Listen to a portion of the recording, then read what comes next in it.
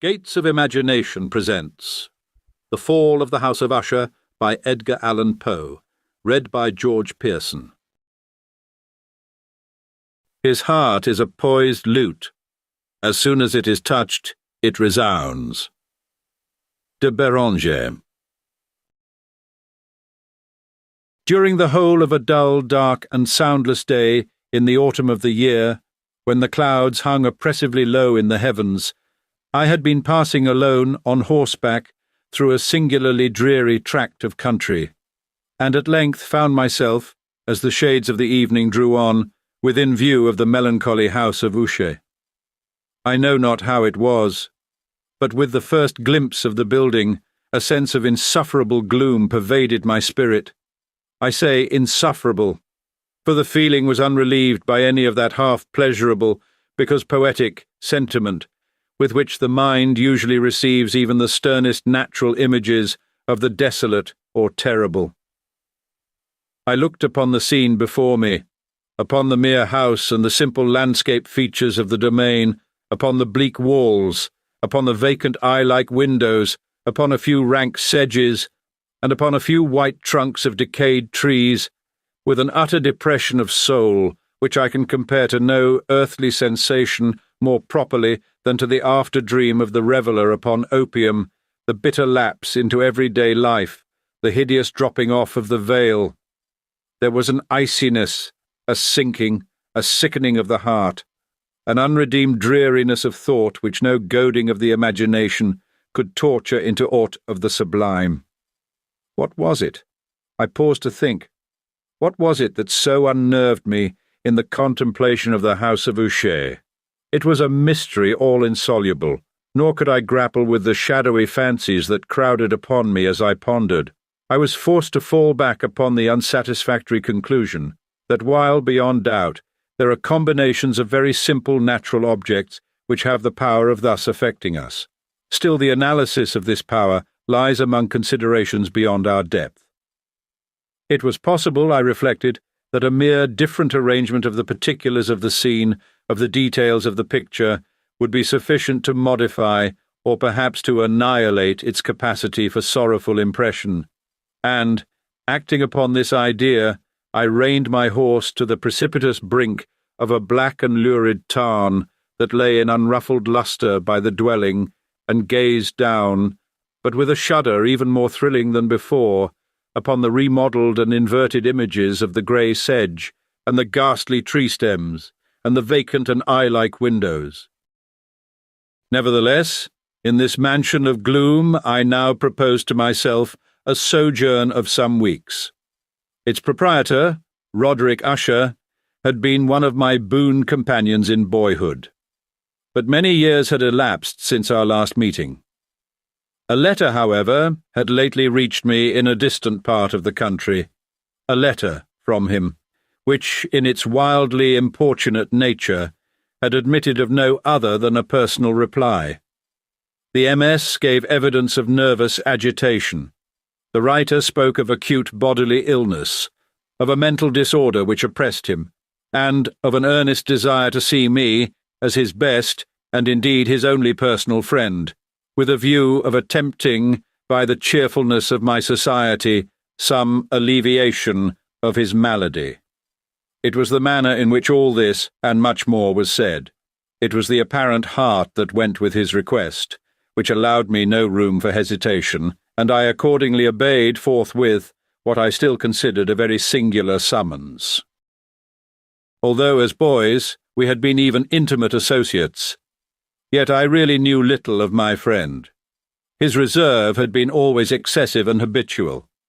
I was aware, however, that his very ancient family had been noted, time out of mind, for a peculiar sensibility of temperament displaying itself through long ages in many works of exalted art, and manifested of late in repeated deeds of munificent yet unobtrusive charity, as well as in a passionate devotion to the intricacies, perhaps even more than to the orthodox and easily recognizable beauties of musical science. I had learned, too, the very remarkable fact that the stem of the Usher race, all time-honoured as it was, had put forth at no period any enduring branch.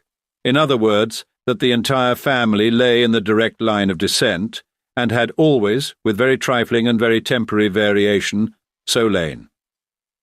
It was this deficiency, I considered, while running over in thought the perfect keeping of the character of the premises with the accredited character of the people, and while speculating upon the possible influence which the one, in the long lapse of centuries, might have exercised upon the other.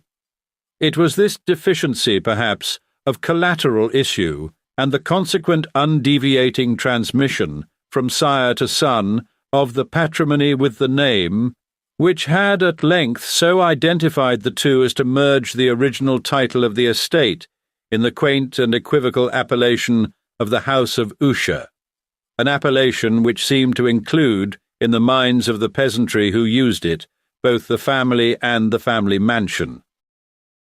I have said that the sole effect of my somewhat childish experiment, that of looking down within the tarn, had been to deepen the first singular impression. There can be no doubt that the consciousness of the rapid increase of my superstition, for why should I not so term it, served mainly to accelerate the increase itself. Such, I have long known, is the paradoxical law of all sentiments having terror as a basis, and it might have been for this reason only, that when I again uplifted my eyes to the house itself from its image in the pool, there grew in my mind a strange fancy, a fancy so ridiculous indeed that I but mention it to show the vivid force of the sensations which oppressed me. I had so worked upon my imagination as really to believe that about the whole mansion and domain there hung an atmosphere peculiar to themselves and their immediate vicinity, an atmosphere which had no affinity with the air of heaven, but which had reeked up from the decayed trees and the grey wall, and the silent tarn, a pestilent and mystic vapour, dull, sluggish, faintly discernible, and leaden-hued. Shaking off from my spirit what must have been a dream, I scanned more narrowly the real aspect of the building. Its principal feature seemed to be that of an excessive antiquity. The discoloration of ages had been great. Minute fungi overspread the whole exterior, hanging in a fine tangled webwork from the eaves. Yet all this was apart from any extraordinary dilapidation. No portion of the masonry had fallen, and there appeared to be a wild inconsistency between its still perfect adaptation of parts and the crumbling condition of the individual stones. In this there was much that reminded me of the specious totality of old woodwork, which has rotted for long years in some neglected vault, with no disturbance from the breath of the external air. Beyond this indication of extensive decay, however, the fabric gave little token of instability. Perhaps the eye of a scrutinizing observer might have discovered a barely perceptible fissure, which, extending from the roof of the building in front, made its way down the wall in a zigzag direction, until it became lost in the sullen waters of the tarn. Noticing these things, I rode over a short causeway to the house.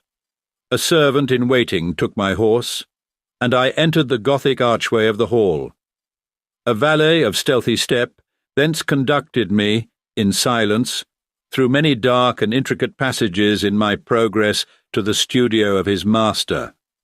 Much that I encountered on the way contributed, I know not how, to heighten the vague sentiments of which I have already spoken, while the objects around me, while the carvings of the ceilings, the sombre tapestries of the walls, the ebon blackness of the floors, and the phantasmagoric armorial trophies which rattled as I strode, were but matters to which, or to such as which, I had been accustomed from my infancy. While I hesitated not to acknowledge how familiar was all this, I still wondered to find how unfamiliar were the fancies which ordinary images were stirring up. On one of the staircases I met the physician of the family. His countenance, I thought, wore a mingled expression of low cunning and perplexity. He accosted me with trepidation and passed on. The valet now threw open a door, and ushered me into the presence of his master. The room in which I found myself was very large and lofty. The windows were long, narrow, and pointed, and at so vast a distance from the black oaken floor as to be altogether inaccessible from within. Feeble gleams of encrimsoned light made their way through the trellised panes and served to render sufficiently distinct the more prominent objects around. The eye, however, struggled in vain to reach the remoter angles of the chamber or the recesses of the vaulted and fretted ceiling. Dark draperies hung upon the walls. The general furniture was profuse, comfortless, antique, and tattered. Many books and musical instruments lay scattered about, but failed to give any vitality to the scene. I felt that I breathed an atmosphere of sorrow. An air of stern, deep, and irredeemable gloom hung over and pervaded all. Upon my entrance, Usher arose from a sofa on which he had been lying at full length, and greeted me with a vivacious warmth which had much in it, I at first thought, of an overdone cordiality, of the constrained effort of the ennuyé man of the world. A glance, however, at his countenance convinced me of his perfect sincerity. We sat down, and for some moments, while he spoke not, I gazed upon him with a feeling half of pity, half of awe. Surely man had never before so terribly altered, in so brief a period, as had Roderick Usher. It was with difficulty that I could bring myself to admit the identity of the wan being before me with the companion of my early boyhood. Yet the character of his face had been at all times remarkable.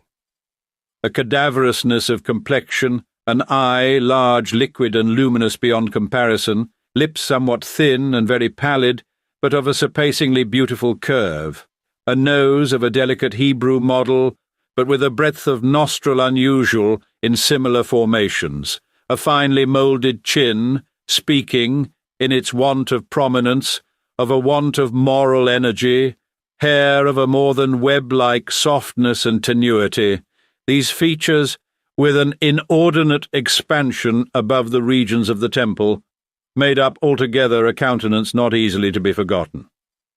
And now, in the mere exaggeration of the prevailing character of these features, and of the expression they were wont to convey, lay so much of change that I doubted to whom I spoke. The now ghastly pallor of the skin, and the now miraculous lustre of the eye, above all things startled and even awed me. The silken hair, too, had been suffered to grow all unheeded, and as, in its wild gossamer texture, it floated rather than fell about the face, I could not even with effort connect its arabesque expression with any idea of simple humanity. In the manner of my friend, I was at once struck with an incoherence, an inconsistency, and I soon found this to arise from a series of feeble and futile struggles to overcome an habitual trepidancy, an excessive nervous agitation. For something of this nature I had indeed been prepared, no less by his letter than by reminiscences of certain boyish traits and by conclusions deduced from his peculiar physical conformation and temperament. His action was alternately vivacious and sullen. His voice varied rapidly from a tremulous indecision, when the animal spirit seemed utterly in abeyance, to that species of energetic concision, that abrupt, weighty, unhurried, and hollow-sounding enunciation, that leaden, self-balanced, and perfectly modulated guttural utterance, which may be observed in the lost drunkard or the irreclaimable eater of opium during the periods of his most intense excitement.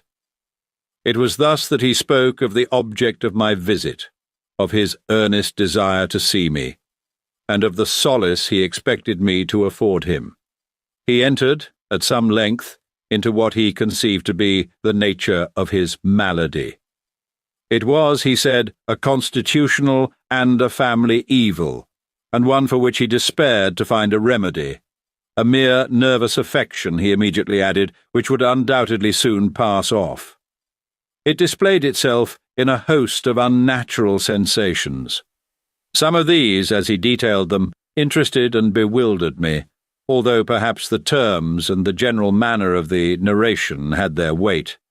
He suffered much from a morbid acuteness of the senses.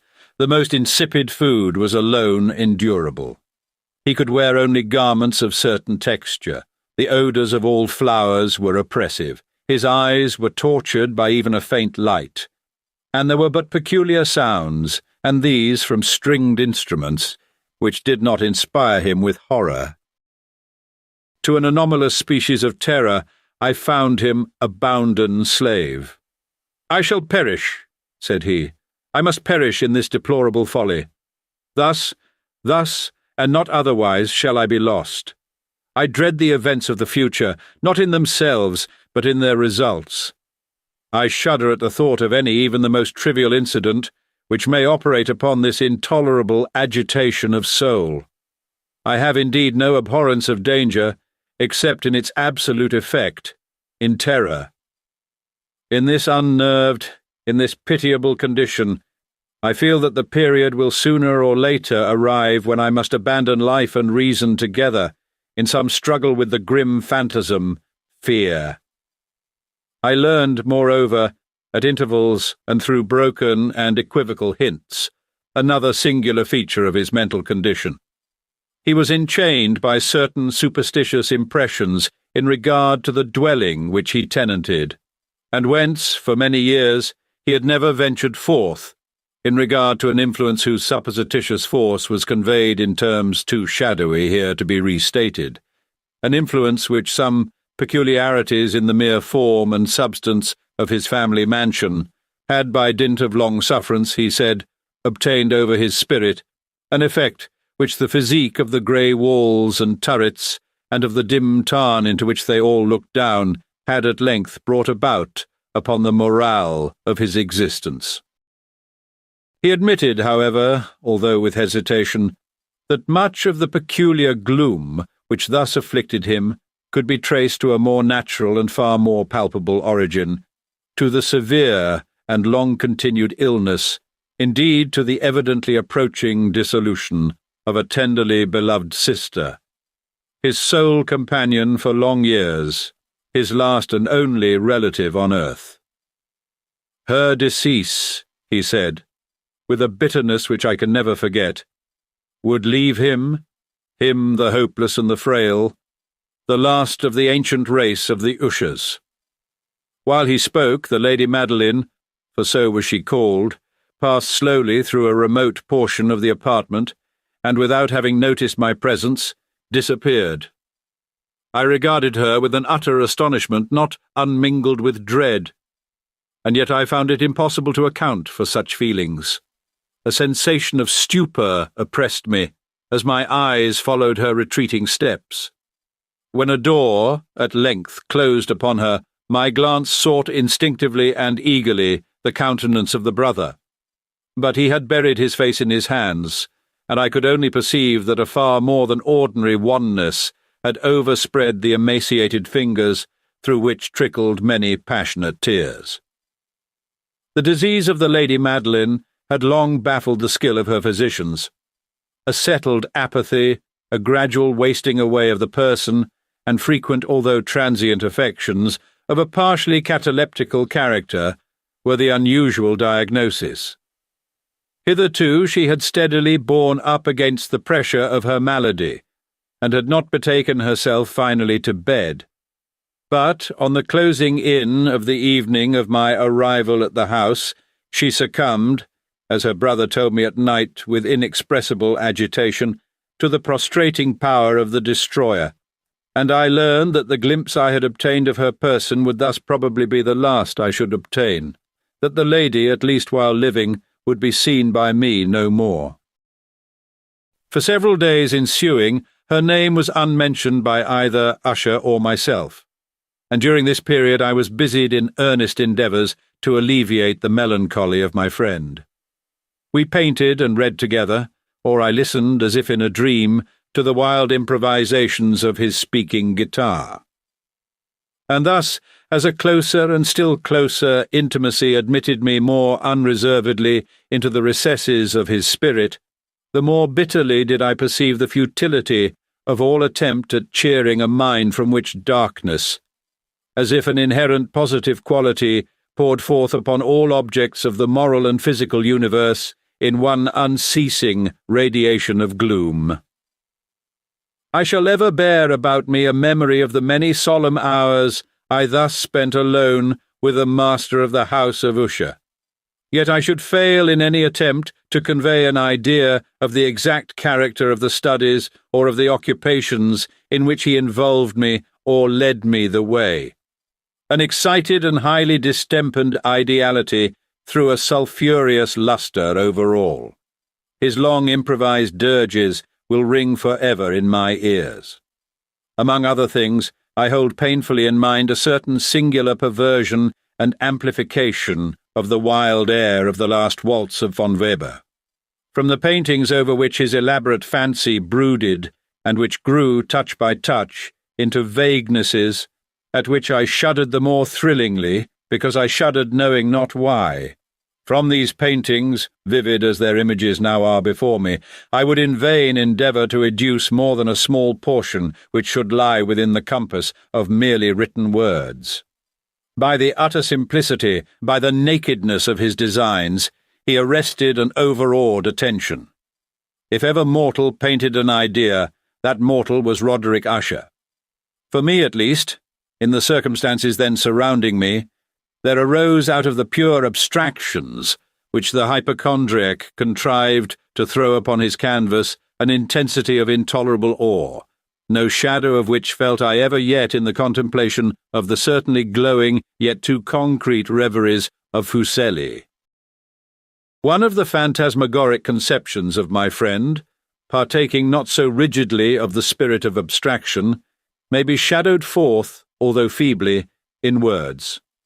A small picture presented the interior of an immensely long and rectangular vault or tunnel, with low walls smooth white and without interruption or device. Certain accessory points of the design served well to convey the idea that this excavation lay at an exceeding depth below the surface of the earth.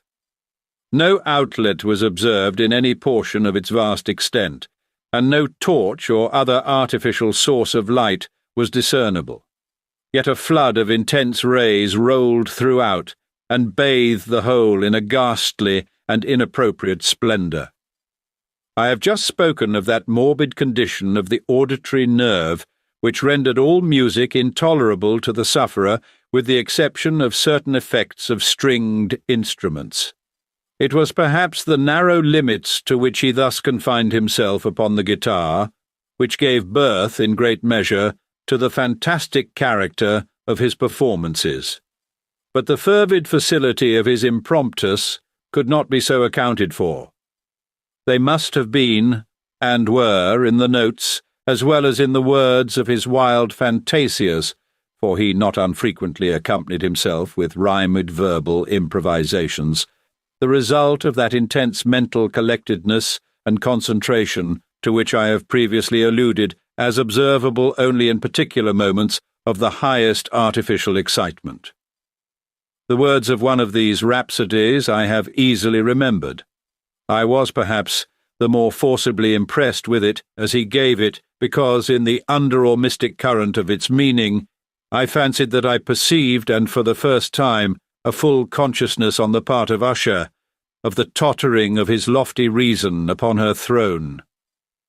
The verses, which were entitled The Haunted Palace, ran very nearly, if not accurately, thus.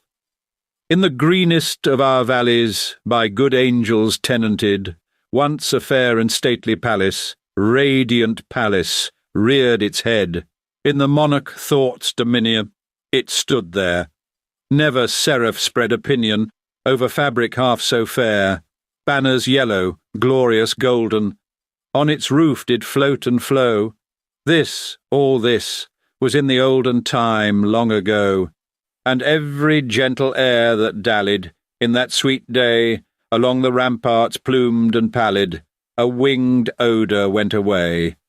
Wanderers in that happy valley, through two luminous windows saw spirits moving musically to a lute's well-tuned law. round about a throne where sitting, Porphyrogene, in state his glory well befitting, the ruler of the realm was seen. And all with pearl and ruby glowing was the fair palace door, through which came flowing, and sparkling evermore a troop of echoes whose sweet duty was but to sing, in voices of surpassing beauty, the wit and wisdom of their king. But evil things in robes of sorrow assailed the monarch's high estate. Ah, let us mourn, for never morrow shall dawn upon him, desolate.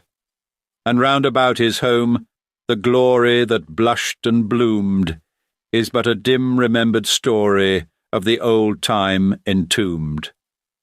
And travellers now within that valley, through the red-litten windows, see vast forms that move fantastically to a discordant melody, while like a rapid ghastly river, through the pale door, a hideous throng rush out forever and laugh, but smile no more. I well remember that suggestions arising from this ballad led us into a train of thought wherein there became manifest an opinion of Usher's, which I mention not so much on account of its novelty, for other men have thought thus, as on account of the pertinacity with which he maintained it. This opinion, in its general form, was that of the sentience of all vegetable things, but, in his disordered fancy, the idea had assumed a more daring character, and trespassed, under certain conditions, upon the kingdom of inorganization. I lack words to express the full extent or the earnest abandon of his persuasion. The belief, however, was connected, as I have previously hinted, with the grey stones of the home of his forefathers. The conditions of the sentience had been here, he imagined, fulfilled in the method of collocation of these stones, in the order of their arrangement, as well as in that of the many fungi which overspread them, and of the decayed trees which stood around, above all, in the long, undisturbed endurance of this arrangement, and in its reduplication in the still waters of the tarn. Its evidence, the evidence of the sentience, was to be seen, he said, and I here started as he spoke, in the gradual yet certain condensation of an atmosphere of their own about the waters and the walls. The result was discoverable, he added, in that silent yet importunate and terrible influence which for centuries had moulded the destinies of his family, and which made him what I now saw him, what he was. Such opinions need no comment, and I will make none. Our books, the books which, for years, had formed no small portion of the mental existence of the invalid, were, as might be supposed, in strict keeping with this character of phantasm. We pored together over such works as the Vers Vert et Chartreuse of Gresset, the Belphegor of Machiavelli, the Heaven and Hell of Swedenborg, the Subterranean Voyage of Nicholas Klim by Holberg, the Chiromancy of Robert Fludd, of Jean d'Indagine and of Delechambre, the Journey into the Blue Distance of Tieck, and the City of the Sun of Campanella. One favourite volume was a small octavo edition of the Directorium Inquisitorium by the Dominican Aymeric de Giron, and there were passages in Pomponius Mela about the old African satyrs and oegipans, over which Usher would sit dreaming for hours. His chief delight, however, was found in the perusal of an exceedingly rare and curious book in quarto Gothic, the Manual of a Forgotten Church, the Vigiliae Mortuorum Secundum Chorum Ecclesiae Maguntinae. I could not help thinking of the wild ritual of this work, and of its probable influence upon the hypochondriac, when, one evening, having informed me abruptly that the Lady Madeline was no more, he stated his intention of preserving her corpse for a fortnight, previously to its final interment, in one of the numerous vaults within the main walls of the building. The worldly reason, however, assigned for this singular proceeding was one which I did not feel at liberty to dispute. The brother had been led to his resolution, so he told me, by consideration of the unusual character of the malady of the deceased, of certain obtrusive and eager inquiries on the part of her medical men, and of the remote and exposed situation of the burial ground of the family. I will not deny that when I called to mind the sinister countenance of the person whom I met upon the staircase on the day of my arrival at the house, I had no desire to oppose what I regarded as at best but a harmless, and by no means an unnatural, precaution. At the request of Usher, I personally aided him in the arrangements for the temporary entombment. The body having been encoffined, we two alone bore it to its rest. The vault in which we placed it, and which had been so long unopened that our torches, half smothered in its oppressive atmosphere, gave us little opportunity for investigation, was small, damp, and entirely without means of admission for light. Lying, at great depth, immediately beneath that portion of the building in which was my own sleeping apartment. It had been used, apparently, in remote feudal times, for the worst purposes of a donjon keep, and, in later days, as a place of deposit for powder, or some other highly combustible substance, as a portion of its floor and the whole interior of a long archway through which we reached it were carefully sheathed with copper. The door, of massive iron, had been also similarly protected. Its immense weight caused an unusually sharp grating sound as it moved upon its hinges. Having deposited our mournful burden upon trestles within this region of horror, we partially turned aside the yet unscrewed lid of the coffin and looked upon the face of the tenant. A striking similitude between the brother and sister now first arrested my attention, and Usher, divining perhaps my thoughts, murmured out some few words from which I learned that the deceased and himself had been twins, and that sympathies of a scarcely intelligible nature had always existed between them.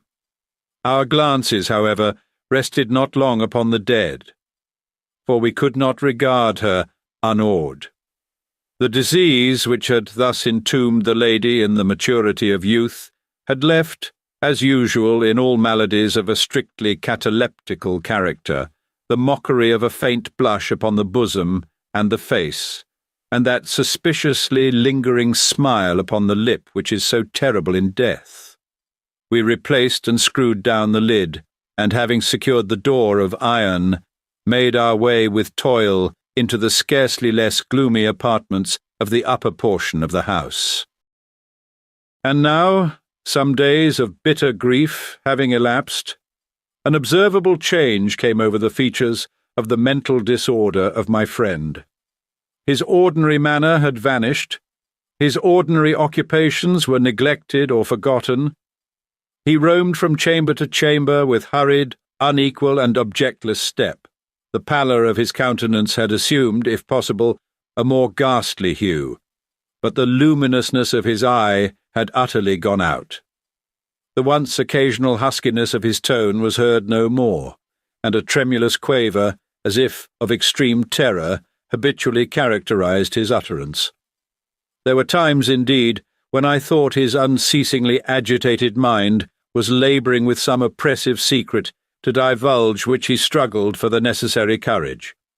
At times, again, I was obliged to resolve all into the mere inexplicable vagaries of madness, for I beheld him gazing upon vacancy for long hours, in an attitude of the profoundest attention, as if listening to some imaginary sound. It was no wonder that his condition terrified, that it infected me. I felt creeping upon me, by slow yet certain degrees, the wild influences of his own fantastic yet impressive superstitions. It was especially upon retiring to bed, late in the night of the 7th or 8th day after the placing of the Lady Madeline within the donjon, that I experienced the full power of such feelings. Sleep came not near my couch, while the hours waned and waned away. I struggled to reason off the nervousness which had dominion over me. I endeavoured to believe that much, if not all, of what I felt was due to the bewildering influence of the gloomy furniture of the room, of the dark and tattered draperies, which, tortured into motion by the breath of a rising tempest, swayed fitfully to and fro upon the walls, and rustled uneasily about the decorations of the bed. But my efforts were fruitless. An irrepressible tremor gradually pervaded my frame, and, at length, there sat upon my very heart an incubus of utterly causeless alarm. Shaking this off with a gasp and a struggle, I uplifted myself upon the pillows, and peering earnestly within the intense darkness of the chamber, hearkened. I know not why, except that an instinctive spirit prompted me, to certain low and indefinite sounds which came through the pauses of the storm, at long intervals, I knew not whence. Overpowered by an intense sentiment of horror, unaccountable yet unendurable, I threw on my clothes with haste, for I felt that I should sleep no more during the night, and endeavoured to arouse myself from the pitiable condition into which I had fallen by pacing rapidly to and fro through the apartment. I had taken but few turns in this manner when a light step on an adjoining staircase arrested my attention. I presently recognised it as that of Usher. In an instant afterward he rapped with a gentle touch at my door and entered bearing a lamp.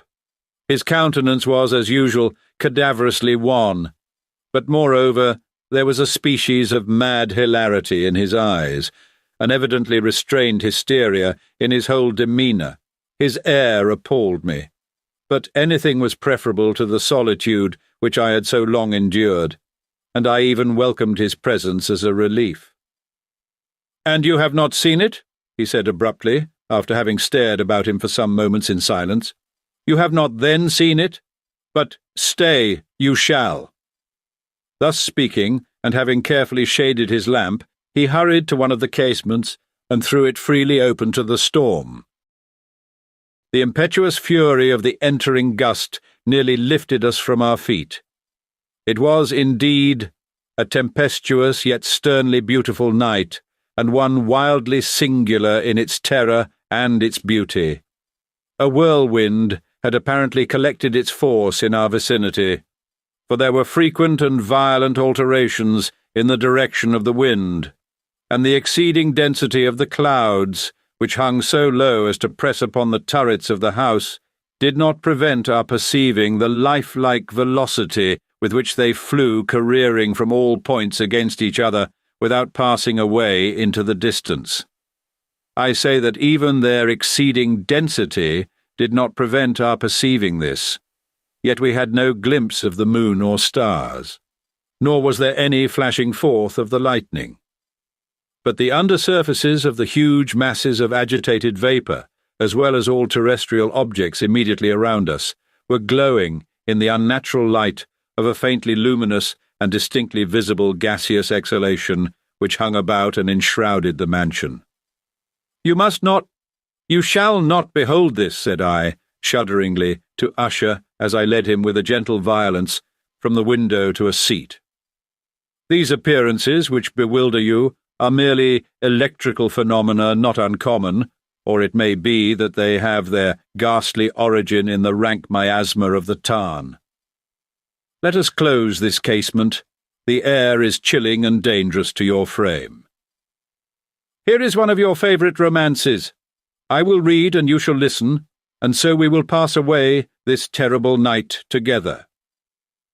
The antique volume which I had taken up was The Mad Tryst of Sir Launcelot Canning, but I had called it a favourite of Usher's more in sad jest than in earnest, for in truth there is little in its uncouth and unimaginative prolixity which could have had interest for the lofty and spiritual ideality of my friend.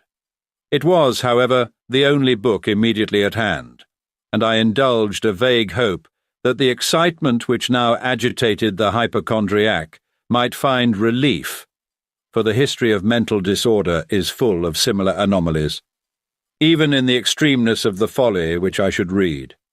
Could I have judged, indeed, by the wild, overstrained air of vivacity with which he hearkened, or apparently hearkened, to the words of the tale, I might well have congratulated myself upon the success of my design.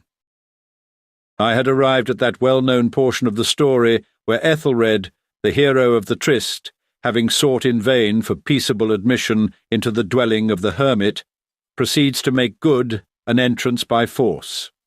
Here, it will be remembered, the words of the narrative run thus: "And Ethelred, who was by nature of a doughty heart, and who was now mighty withal, on account of the powerfulness of the wine which he had drunken, waited no longer to hold parley with the hermit, who, in sooth, was of an obstinate and maliceful turn, but, feeling the rain upon his shoulders and fearing the rising of the tempest, uplifted his mace outright, and, with blows, made quickly room in the plankings of the door for his gauntleted hand. And now pulling therewith sturdily, he so cracked and ripped and tore all asunder, that the noise of the dry and hollow-sounding wood alarummed and reverberated throughout the forest." At the termination of this sentence I started and for a moment paused, for it appeared to me, although I at once concluded that my excited fancy had deceived me, it appeared to me that, from some very remote portion of the mansion, there came, indistinctly to my ears, what might have been, in its exact similarity of character, the echo, but a stifled and dull one certainly, of the very cracking and ripping sound which Sir Launcelot had so particularly described. It was, beyond doubt, the coincidence alone which had arrested my attention, for, amid the rattling of the sashes of the casements and the ordinary commingled noises of the still increasing storm, the sound in itself had nothing surely which should have interested or disturbed me. I continued the story. But the good champion Ethelred, now entering within the door, was sore enraged and amazed to perceive no signal of the maliceful hermit, but in the stead thereof a dragon of a scaly and prodigious demeanour and of a fiery tongue, which sate in guard before a palace of gold with a floor of silver, and upon the wall there hung a shield of shining brass, with this legend enwritten: "Who entereth herein a conqueror hath been, who slayeth the dragon, the shield he shall win." And Ethelred uplifted his mace, and struck upon the head of the dragon, which fell before him, and gave up his pesty breath, with a shriek so horrid and harsh, and withal so piercing, that Ethelred had fain to close his ears with his hands against the dreadful noise of it, the like whereof was never before heard. Here again I paused abruptly, and now with a feeling of wild amazement, for there could be no doubt whatever that, in this instance, I did actually hear, although from what direction it proceeded I found it impossible to say, a low and apparently distant, but harsh, protracted, and most unusual screaming or grating sound, the exact counterpart of what my fancy had already conjured up for the dragon's unnatural shriek as described by the romancer. Oppressed, as I certainly was, upon the occurrence of this second and most extraordinary coincidence, by 1,000 conflicting sensations, in which wonder and extreme terror were predominant, I still retained sufficient presence of mind to avoid exciting, by any observation, the sensitive nervousness of my companion. I was by no means certain that he had noticed the sounds in question, although assuredly a strange alteration had, during the last few minutes, taken place in his demeanour. From a position fronting my own, he had gradually brought round his chair, so as to sit with his face to the door of the chamber, and thus I could but partially perceive his features, although I saw that his lips trembled as if he were murmuring inaudibly. His head had dropped upon his breast, yet I knew that he was not asleep, from the wide and rigid opening of the eye, as I caught a glance of it in profile. The motion of his body, too, was at variance with this idea, for he rocked from side to side with a gentle yet constant and uniform sway. Having rapidly taken notice of all this, I resumed the narrative of Sir Launcelot, which thus proceeded. And now the champion, having escaped from the terrible fury of the dragon, bethinking himself of the brazen shield, and of the breaking up of the enchantment which was upon it, removed the carcass from out of the way before him, and approached valorously over the silver pavement of the castle to where the shield was upon the wall. which in sooth tarried not for his full coming, but fell down at his feet upon the silver floor, with the mighty great and terrible ringing sound.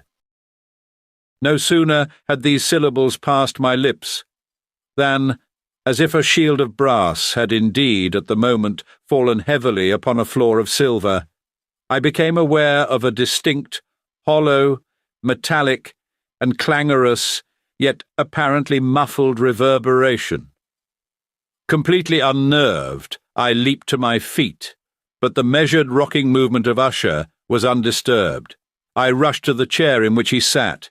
His eyes were bent fixedly before him, and throughout his whole countenance there reigned a stony rigidity.